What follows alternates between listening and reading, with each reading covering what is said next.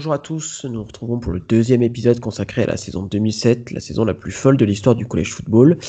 Toujours à mes côtés, Gus de Notre-Dame. Salut Gus. Salut Baptiste. Donc très rapidement, on va faire un petit point sur dont on avait parlé lors de leur première émission. On s'est retrouvé, on a coupé l'émission en deux, donc là on se retrouve après la week 7 qui marque la mi-saison. Pour faire simple, le BCS Standings prend le relais de la People, un peu comme nous on connaît maintenant avec le comité qui décide du classement des équipes. Là, à l'époque, c'était à peu près pareil, sauf que c'était ce qu'on appelle le BCS Standing. Donc, à mi-chemin, Ohio State mène la danse avec un bilan de 7-0, devant South Florida avec un bilan de 6-0, Boston College avec un bilan de 7-0, LSU à 6-1 et Oklahoma à 6-1. Donc en fait, le BCS Standings est relativement proche de la People, sauf LSU et Oklahoma qui ont changé de place. Alors, déjà, on avait très rapidement, cette saison elle est folle parce qu'il y a des upsets dans tous les sens, et notamment pour les équipes qui sont classées numéro 2. La dernière équipe classée numéro 2 à avoir perdu juste avant la pause, c'était notre ami de California, les Bears, qui avaient perdu contre Oregon State en week 7. Donc c'était assez terrible pour eux parce qu'ils étaient lancés pour être premiers de la saison, puisque dans le même temps, LSU avait aussi perdu et donc avait laissé sa place de numéro 1. Malheureusement, le California n'avait pas réussi à transformer l'essai, j'ai envie de dire, et à garder la place de numéro 1. Donc c'est les Buckeyes qui, à mi-parcours, se retrouvent en tête. Alors on va faire un petit tour du côté de la week 8, c'est pas simple à dire, de la semaine 8, ça sera plus simple en français, de la semaine 8, avec ce terrible fléau qui s'appelle être numéro 2 en college football lors de la saison 2007, qui va encore frapper. Alors, qui va frapper cette fois-ci, les Bulls de South Florida. Gus, est-ce que tu peux nous parler un petit peu du match de la Week 8 pour des Bulls ? Je te le fais pas si bien dire. Être à la deuxième place cette année, c'est clairement la pire position, la pire chose qui puisse arriver à une équipe. Comme tu as dit, California a perdu en Week 7 face à Oregon State et USC avait perdu face à Stanford en Week 6. Donc là, pour la Week 8, South Florida rencontrait Rutgers. Donc USF, South Florida est deuxième nationale, donc c'était déjà quelque chose d'incroyable, comme on l'a dit lors du premier épisode, c'est une place à laquelle personne n'aurait pu les imaginer, encore moins les joueurs, je pense, et les fans eux-mêmes. Donc voilà, les Bulls, ils ont endossé ce nouveau statut. Je dirais pas ce statut d'équipe à battre, puisque ça reste une surprise et je pense pas qu'on les considérait comme des contenders. En revanche, en étant deuxième et avec le calendrier qui leur restait, avec les matchs qui leur restaient, c'était clairement des contenders pour le BCS Championship, puisqu'ils avaient déjà remporté les matchs importants contre Auburn et West Virginia. Sauf que ça ne s'est pas passé comme prévu. Rutgers, qui était pourtant une équipe prenable pour South Florida, par exemple, Rutgers était sur un bilan de 4 victoires et 2 défaites jusqu'à ce match. C'était 2 défaites face à Maryland et Cincinnati. Bien que Cincinnati avait fait une belle saison, c'était pas folichon. Donc voilà, Rutgers bat South Florida 30-27 et c'est ce match qui va définitivement mettre fin aux espoirs de BCS pour USF. Non, je m'enflamme un peu en disant définitivement parce que toutes les équipes ont perdu plusieurs matchs. Évidemment, South Florida aurait pu continuer à y croire et je pense qu'ils ont continué à y croire, mais l'équipe de Floride a perdu les 2 matchs en Week 9 et en Week 10. Donc le premier, c'était face à UConn qui était classé 23e et le deuxième face à Cincinnati en Week 10, avant de finir sur 3 victoires d'affilée face à Louisville, Syracuse et Pittsburgh. Donc 3 défaites d'affilée après un début de saison incroyable.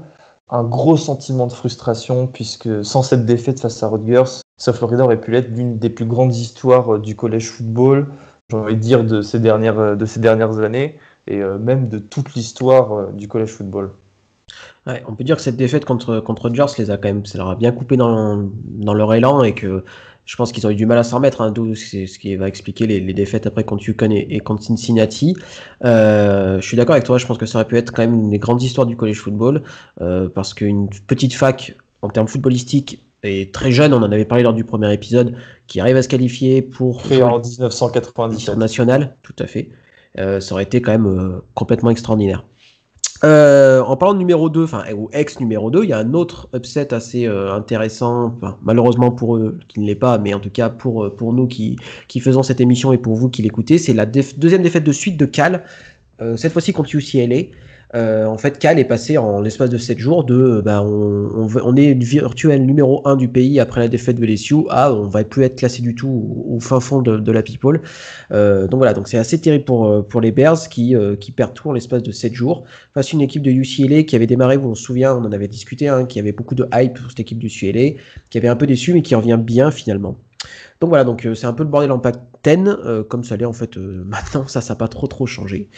On fait un petit détour par la SEC, un autre upset cette fois-ci, c'est la victoire de Florida contre Kentucky. Oui, la phrase est bien, est bien bonne, c'était Kentucky, c'était Kentucky qui était donné favori. Mais Florida amené par un Tim Tebow des grands soirs et qui avec 4 TD à son compteur, qui enterre les espoirs de Kentucky, qui était un peu l'équipe à battre en SEC East cette année-là. Et malheureusement, là encore, espoir déçu. Enfin, de cette façon, je pense que espoir déçu, on peut le sortir à chaque semaine parce que c'est assez terrible les équipes qui passent si près de réussir la saison d'une vie, j'ai envie de dire, et qui finalement se retrouvent un peu gros gens comme devant. Sauf Florida s'en fait partie, Kentucky s'en fait partie. Mais même si la saison est folle et que mettre numéro 2, c'est jamais un bon signe, heureusement, de temps en temps, le numéro 2, il l'emporte, comme ça a été le cas en week 9. Donc là, on va aller se diriger vers du côté de Boston. À toi, Gus. Alors, Boston College a récupéré la place du coup de numéro 2 qui a été laissée par South Florida. Voilà, donc ils ont profité de cette défaite. Alors, c'était un match du côté de Virginia Tech à Blacksburg en Virginie, ça je vous cache rien. Ils mettent fin, en fait, Boston College aux 3 défaites consécutives du numéro 2 national, donc USC, Boston College et Cal, pardon. Voilà, en battant le 8e national de l'époque, Virginia Tech, 14-10. Alors, le quarterback de Boston College à l'époque, qui est une légende du programme, c'était Matt Ryan, l'actuel quarterback des Falcons d'Atlanta en NFL. Donc, il a fait un match mauvais, faut le dire, jusqu'au 4e quart-temps. Là, j'ai quelques stats sous les yeux. C'est 2 interceptions, dont un 25/52 à la passe. Mais à 11 secondes de la fin du match, il lance le touchdown de la victoire pour son receveur Andre Callender. À 11 secondes de la fin du match, c'est une sorte de passe en fait assez iconique dans le monde du college football, puisqu'en fait, il arrive à sortir de sa poche sur le côté gauche et avec un mouvement assez incroyable, à se retourner pour aller trouver son receveur Callender dans la end zone du côté opposé. Et c'est suite du coup à ce magnifique touchdown, à cette action de la semaine, que Boston College a mis fin à cette malédiction du numéro 2 national. Et voilà, c'était le match phare de cette week 9 qui a vu notamment 5 upsets. Ouais, alors c'est moins, c'est une semaine un peu moins folle, on va dire. Il y a des upsets, mais moins importants, en tout cas que ce qu'on a pu connaître. Alors en upset, on a Tennessee qui bat South Carolina qui était classé numéro 16. On a on a South Florida qui repère contre Yukon, on en a discuté un petit peu avant, et Florida qui perd contre Georgia notamment. Donc voilà, donc pas de défaite significative dans la course au BCS, mais un match par contre hyper important, c'est cette victoire de Boston College contre Virginia Tech. Donc Boston College reste le numéro 2 national, puisque le numéro 1 à la week 10 c'était Ohio State. Mais vous allez me dire, non, on ne peut pas être numéro 2 et continuer à gagner. Et bien effectivement, c'est Boston College a perdu et a continué à faire perpétrer cette tradition. Là, ça a été une défaite face à Florida State. Défaite 27-17 avec 3 interceptions lancées par Matt Ryan, bien loin de son match de la semaine dernière. Donc voilà, un nouveau numéro 2 qui saute. Effectivement, moins d'upset encore une fois, on respire un petit coup parce que après ça va s'accélérer encore une fois. Il y a quand même un gros match dont on doit parler. Est-ce que c'est un upset? Oui et non. En fait, en soi c'est un upset pour le BCS Poll, mais pas pour la P-Poll parce que Oregon était classé devant Arizona State dans la P-Poll, mais derrière dans le BCS. En tout cas, un gros match entre Oregon et Arizona State, énorme rencontre dans le cadre de la Pac-10, qui est hyper ouverte cette année, on en a discuté déjà. Et Oregon bat Arizona State à Tucson, si je dis pas de bêtises, avec notamment un énorme match de Dennis Dixon, le quarterback, c'est ça, Gus? Ouais, c'est ça, c'est le quarterback star de l'époque du côté des Ducks. qui a inscrit 4 touchdowns sur ce match. Si Dennis Dixon était une star en college football, c'est parce que c'était une double menace.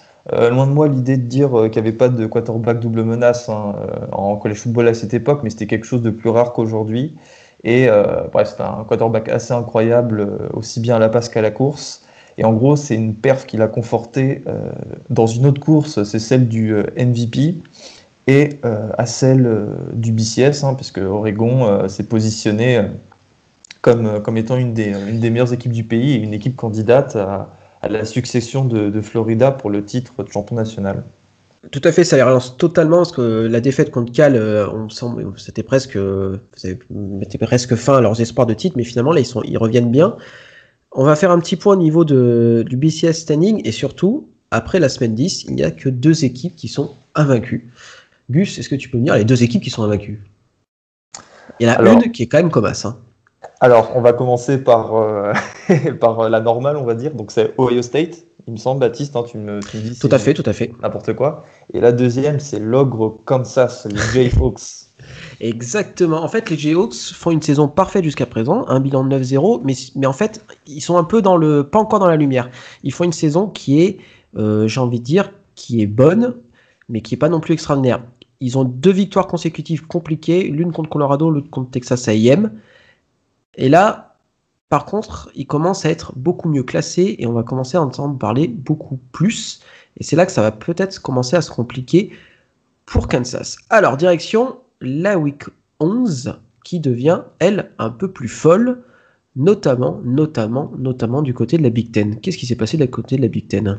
Illinois qui a affronté Ohio State. Et Illinois a signé la 2e défaite de la saison pour le numéro 1 national.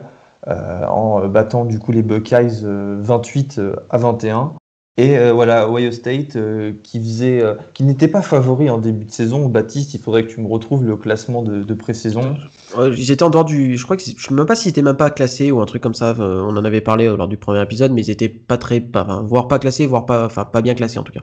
Certes, Ohio State était une très bonne équipe.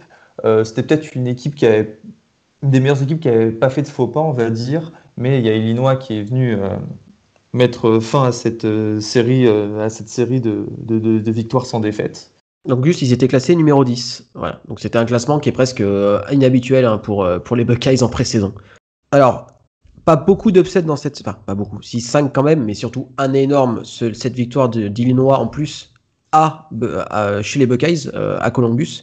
Mais il y a un autre match on est obligé d'en parler parce qu'avec le recul, ça nous fait quand même bien rigoler. C'est un certain UL Monroe qui se déplaçait du côté de Tuscaloosa et d'Alabama. Qu'est-ce qui s'est passé, Gus ? UL Monroe, c'est la fac de Louisiane à Monroe, a battu Alabama à domicile chez le Crimson Tide. Donc voilà, ULM a gagné 21-14 devant 91 000 personnes.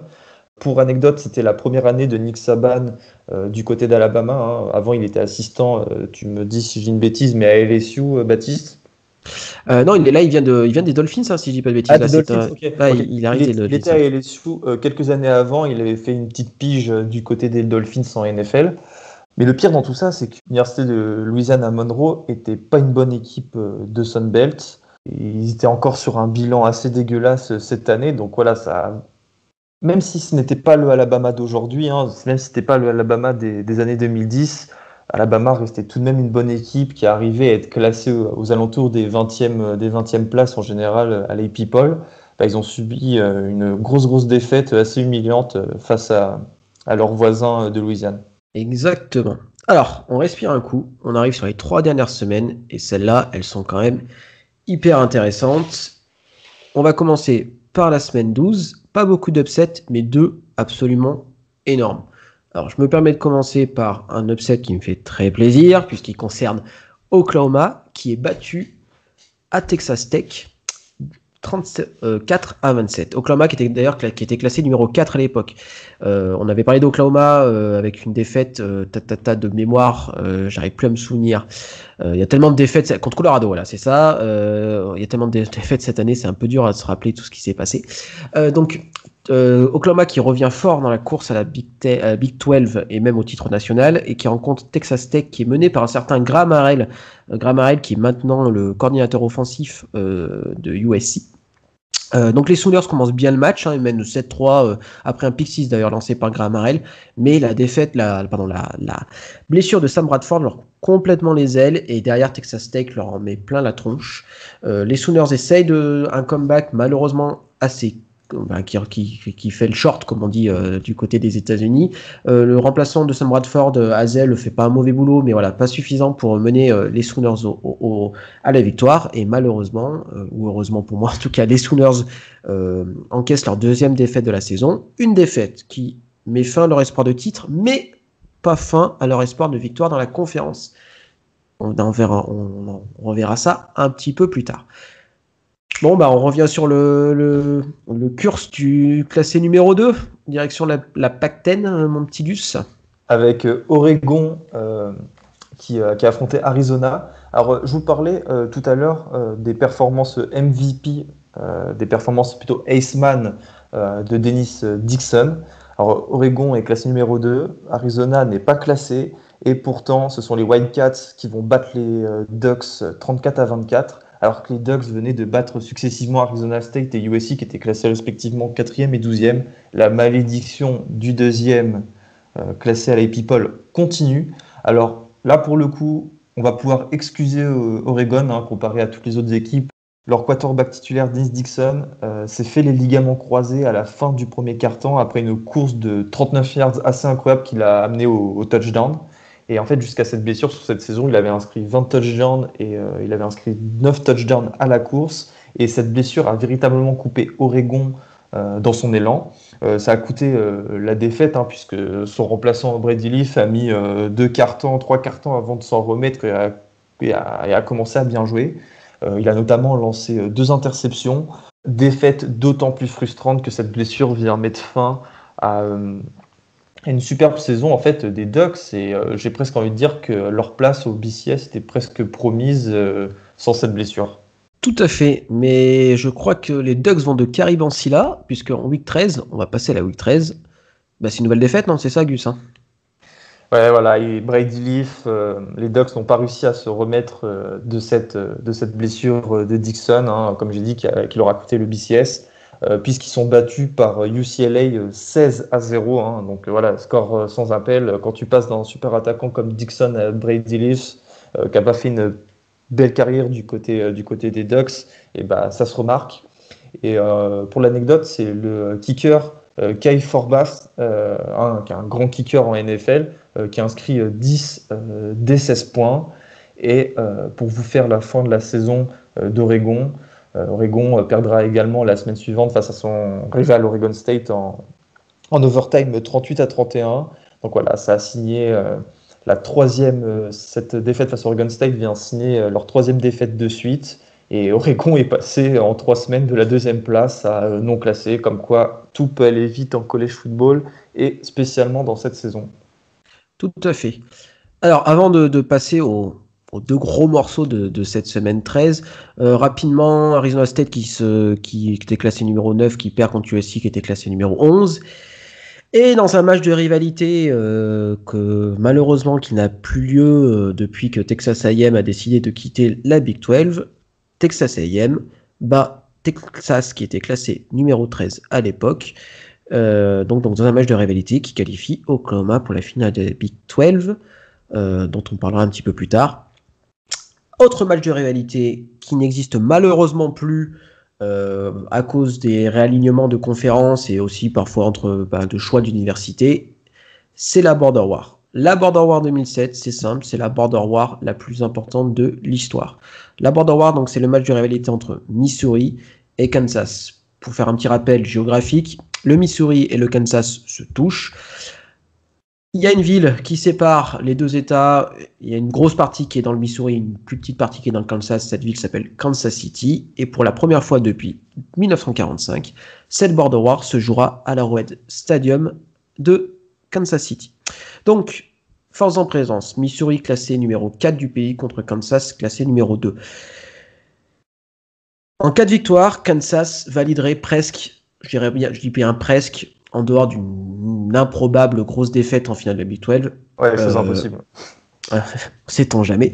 En tout cas, victoire pour le Kansas, et c'est quasiment la finale nationale qui s'ouvre. Victoire de Missouri, et de la même façon, c'est la porte qui s'ouvre aussi, puisque en cas de victoire, là pour le coup, le week-end suivant pour la finale dans la finale de la Big 12, là pareil, c'est les portes de la finale nationale qui s'ouvrent. Donc c'est simple, c'est le vainqueur à pas son billet presque pris pour la finale nationale, mais en tout cas c'est pas loin. Kansas, malheureusement, ne passera peut-être jamais aussi près, et là où on a besoin de sortir un peu les gros arguments, malheureusement, Kansas sort un non-match. J'ai presque envie de dire. Missouri fait la course en tête de A à Z avec un certain Chase Daniel en tant que quarterback. Il est presque parfait dans ce match-là. 40 sur 49, plus de 80% de réussite à la passe, c'est quand même assez incroyable. Et malheureusement, Kansas, qui sera mené même, je crois, que pas loin de 20 points d'écart au bout d'un moment dans le match, va tenter un comeback sur la fin du match, mais il sera malheureusement court. Et un safety de Missouri provoqué par la défense de Missouri mettra fin aux espoirs des Jayhawks. C'est assez frustrant parce qu'en fait, je pense que pour le coup, on parle de UCF, on parle de d'autres petites facs ou de Boston College qui aura peut-être plus de cette occasion-là, mais Kansas est passé encore plus près, je pense, que ces facs-là, à une seule défaite, parce que malheureusement, cette défaite, ça les disqualifie, ne se qualifieront pas pour la finale de la Big 12. Et donc, ils n'auront pas l'occasion de dire, finalement, on a quand même remporté la Big 12, on a une seule défaite, on peut se qualifier pour le BCS. Là, même pas. La saison, elle est terminée. Alors, ils joueront un bowl majeur, ce qui est très bien, mais je pense qu'il y avait tellement mieux à jouer sur cette saison un petit peu folle. Donc voilà, la malédiction du numéro 2 a encore frappé et a touché Kansas. Mais comment s'est porté le numéro 1 cette semaine-là ? Sur cette Week 13, c'est ce qui fait aussi la particularité de cette semaine, c'est que le numéro 1 de l'époque, LSU, a perdu face à Arkansas. C'est une défaite qui marque en fait tout simplement la deuxième défaite des LSU en tant que numéro 1. Et donc cette semaine 13 a vu le numéro 1 et le numéro 2 du pays, donc respectivement LSU et Kansas, perdre. Et ça sera, Baptiste, la même chose lors de la Week 14. Alors, on va faire un petit point. La Week 14, alors, il faut savoir que le paysage, on en avait déjà discuté, le paysage du college football était bien différent. Cette semaine 14 est un peu bizarre. Il y a des matchs de rivalité qui jouent. Il y a un USC-UCLA par exemple. Il y a je sais plus quel match de rivalité, mais il y a aussi les finales de conférence. Il y a West Virginia Pitt en match de rivalité, bien évidemment. Donc il y a la finale de la Big 12, il y a la finale de l'ACC, il y a la finale de la SEC. Voilà, c'est les trois finales des Power 5. On va commencer par la finale peut-être la moins importante. C'est la finale entre Virginia Tech et Boston College. Virginia Tech était classé numéro 6 avant le début du match contre Boston College qui était classé numéro 11. Dans un remake du match qu'on Gus a parlé un petit peu plus tôt, Virginia Tech bat Boston College cette fois-ci. Matt Ryan ne sort pas un très grand match. Et donc Virginia Tech finit sa saison classée à 11-2 et 7-1 dans l'ACC. Du côté de la SEC, peut-être le match le plus important, LSU, qui est classé numéro 7 avant ce début de match, bat Tennessee 21-14. Pourquoi hyper important ? Parce que ce match-là, il va redistribuer complètement les cartes. Avec cette victoire, LSU passe devant Virginia Tech. Pourquoi ils passent devant Virginia Tech alors qu'ils ont le même bilan ? Parce que LSU a détruit Virginia Tech en début de saison. D'accord ?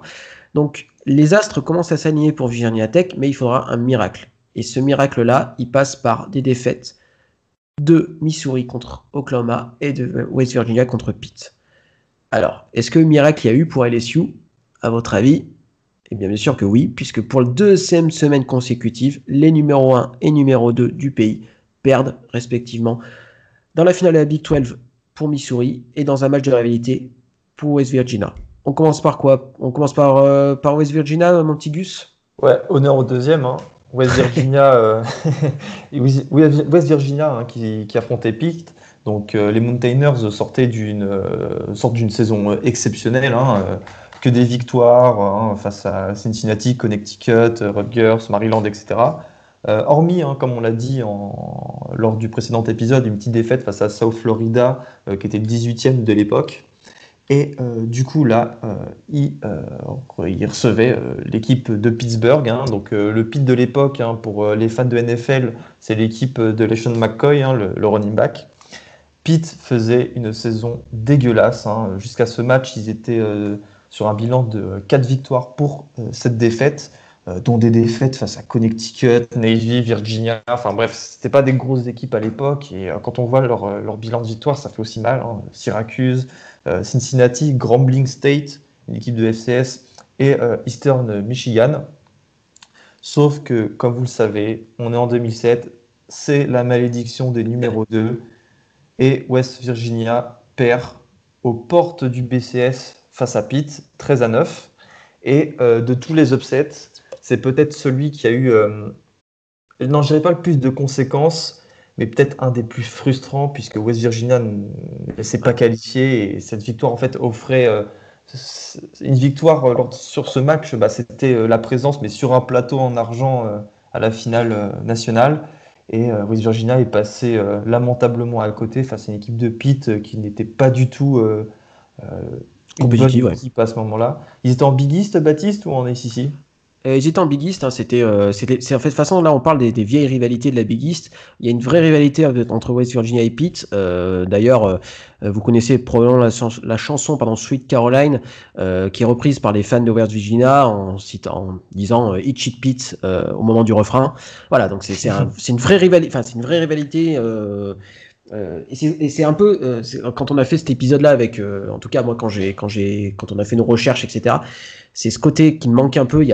Là, on parle de Texas A&M Texas, on parle de Virginia Pitt, on parle de la Border War, enfin plein de matchs que j'ai envie qui ait lieu parce que ça fait un peu l'essence du college football et parfois il nous manque un peu ces matchs-là, quoi. C'est un petit peu triste.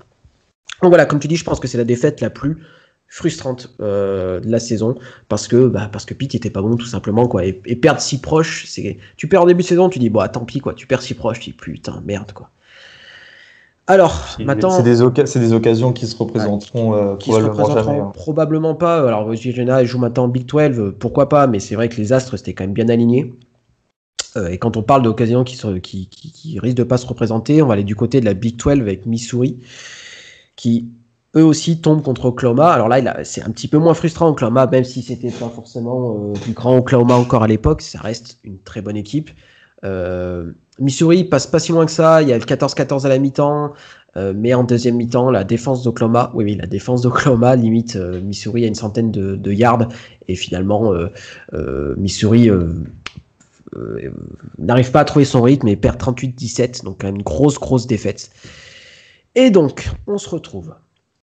Alors, j'avais dit cette dernière finale, pour faire simple, cette dernière semaine, pardon. Donc Missouri était numéro 1, West Virginia était numéro 2, pardon. Ohio State était numéro 3, Georgia était numéro 4, Kansas était numéro 5, West Virginia était numéro 6 et LSU était numéro 7. Georgia et Kansas n'ont pas joué. Donc les 4 et 5 n'ont pas joué. Ohio State n'a pas joué non plus, il n'y avait pas de finale dans le Big Ten. Donc Missouri et West Virginia ont perdu. Donc par extension, les Buckeyes passent premiers. Et derrière, il y a la discussion qui va être numéro 2. Entre LSU qui était à 11-2, Virginia Tech qui est à 11-2 et Oklahoma qui est à 11-2. Missouri ne peut pas être numéro 2, ils viennent de perdre contre Oklahoma de grosse façon, ça peut être compliqué. Georgia n'a pas joué ce match-là, n'a pas joué la finale de la SEC, puisque c'était les Volunteers de Tennessee, donc on ne peut pas les mettre numéro 2. Finalement, c'est LSU qui a un CV un peu plus costaud et probablement des défaites souvent en prolongation. Il y a une défaite en triple prolongation, c'est ça, contre Kentucky, si mes souvenirs sont bons. C'est face à, comme tu dis, à Kentucky. Et ils ont eu, il me semble, une autre défaite. C'était face à Arkansas lors de la week 12, 50-48. Pareil aussi en triple. Leurs deux défaites sont moins. sont moins dommageables en fait, on va dire, que les défaites d'Oklahoma qui perdent contre Colorado, qui est pas si fort que ça, ou Virginia Tech.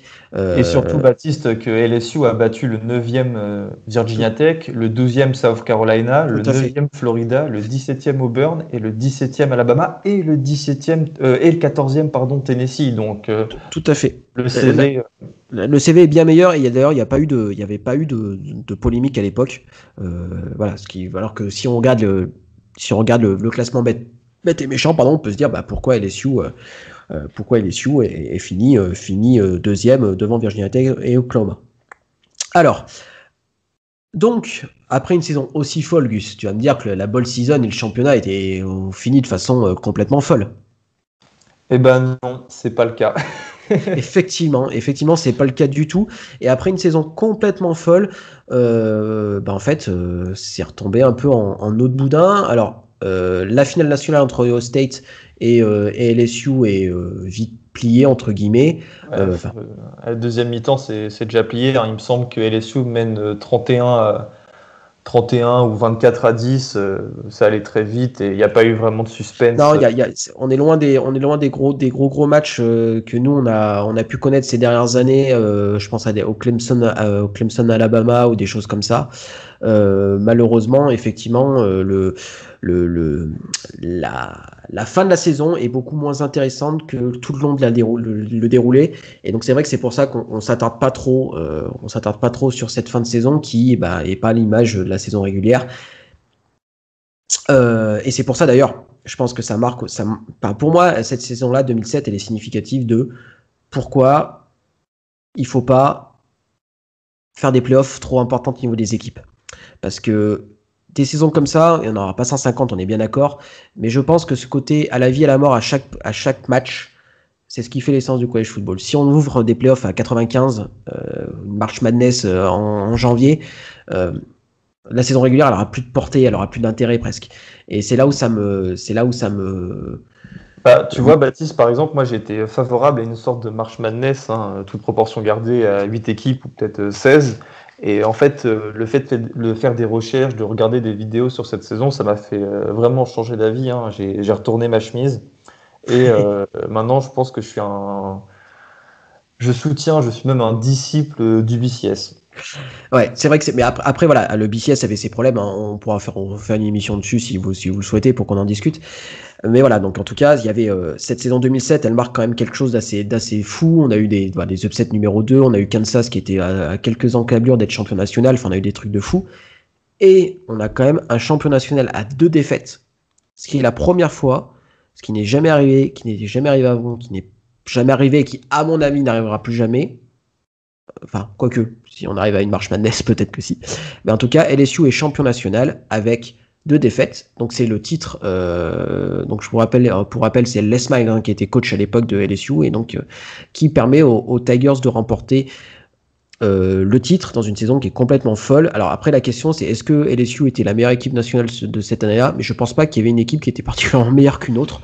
Je pense qu'il y avait, une dizaine d'équipes qui étaient fortes, mais pas. Il n'y avait pas de numéro 1 qui se détachait, comme on a pu connaître, pareil, les dernières années, par exemple.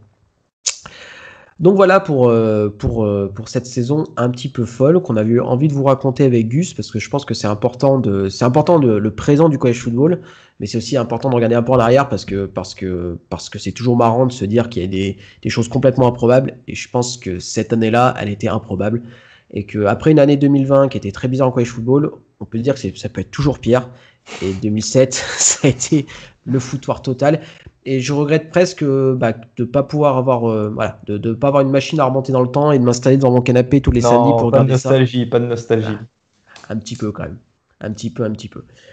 Gus, est-ce que tu as quelque chose à rajouter dans cet épisode, après ces 2 épisodes, on a pris beaucoup de plaisir à les faire, à les enregistrer. Ouais, c'est ce que j'allais dire. C'est que j'ai pris beaucoup de plaisir à faire des recherches et tout, à regarder des vidéos, à voir Matt Ryan lancer son ballon. Matthew Stafford, voir tous ces joueurs, toutes ces ambiances, c'est quelque chose qui est assez stimulant quand tu es fan de college football, et je vous invite tous à aller voir des vidéos parce que pour ceux qui ne sont pas forcément fans d'une équipe, ça peut être l'occasion d'en trouver une, et je pense rien que pour ça, ça peut être intéressant d'aller voir. Ouais, c'était un autre monde, les conférences n'étaient pas les mêmes, même presque les coachs. Enfin, il y a on avait fait un peu le listing, on avait fait un petit peu le listing des coachs qui étaient arrivés cette année-là et voilà. Donc il y a quelques noms effectivement qui sont Enfin, justement, Baptiste, connus quoi. pour vous prouver à quel point ça a changé, on a parlé de Les Miles dans cet épisode. Les Miles, qui était le Ah oui, coach c'est vrai. de LSU champion, et aujourd'hui, c'est le coach de la pire équipe de première division du pays. Ah, Il est donc coach voilà, de Kansas. de Kansas dont on a bien parlé. On va se faire allez, on va rigoler un petit peu, on va regarder qui étaient on avait fait les changements de coach après la saison 2006, on va faire les changements de coach après l'année 2007 avec Parti. peut-être du côté de Baylor déjà, on a un certain Art Bryce qui prend la suite de Guy Morris. Voilà, donc on va pas revenir sur les années Art Bryce de Baylor qui sportivement étaient très bonnes, en dehors un petit peu de moins. Un certain David Cutcliffe qui arrive du côté de Duke, un certain Paul Johnson du côté de Georgia Tech, Kevin Sumlin qui prend les rênes de Boston, Rich Rodriguez qui prend les rênes de Michigan. Rich Rodriguez, donc, qui avait été coach de West Virginia et qui avait l'opportunité de prendre une très grosse équipe. Il a pris les rênes de Michigan avec malheureusement pas beaucoup de succès à la sortie. Le coach de Navy qui a changé aussi, un certain Ken Niumatalolo, qui est encore le coach de la Navy à l'heure actuelle. Bo Pelini qui débarque à Nebraska, c'est assez marrant. Larry Fedora qui arrive à Southern Miss. Et voilà, on a fait un petit peu le tour des coachs, des changements de coach un petit peu marrants après cette saison 2007. Donc voilà, donc c'était... et puis t'as le Heisman aussi. Ah oui, le Heisman qui a été remporté par... Tim Tebow, un de son premier des deux Heisman, Baptiste. Ouais, c'est ça. Et après, qui va lancer Florida vers le succès qu'on lui connaît l'année suivante, dans une saison beaucoup moins folle et beaucoup plus classique, dont on ne fera pas d'épisode dessus, ça c'est sûr. Enfin, si. Quoique, on a Guillaume qui adore. Alors, pas sur la saison, mais peut-être sur l'équipe de Florida, effectivement, ça méritera un épisode cette saison floridienne 2008. Et par exemple, dans ce top 10 du Heisman, Tim Tebow qui est premier, c'est Darren McFadden, le running back d'Arkansas qui termine deuxième. Troisième, Colt Brennan d'Hawaii. En quatrième, Chase Daniel, dont on a beaucoup parlé. Dennis Dixon en 5. Matt Ryan en 7. Chris Long en 10, le defensive tackle, il me semble. Donc voilà un petit peu le paysage du college football à la fin de cette magnifique année. Tout à fait, et le coach de l'année, ça avait été Mark Mangino de Kansas, donc ouais, comme quoi il y a des trucs qui sont quand même relativement bizarres. Je crois qu'on a fait le tour, on vous remercie de nous avoir écoutés, c'était vraiment cool. Si vous avez des remarques, des questions, quoi que ce soit, si vous avez d'autres idées d'épisodes un peu hors série, on est preneur aussi, sachant que moi j'adore faire ça, Gus aussi, enfin les mecs du podcast aussi, donc voilà, on vous embrasse, on vous remercie de votre écoute, et puis on vous dit à la prochaine. Merci à tous.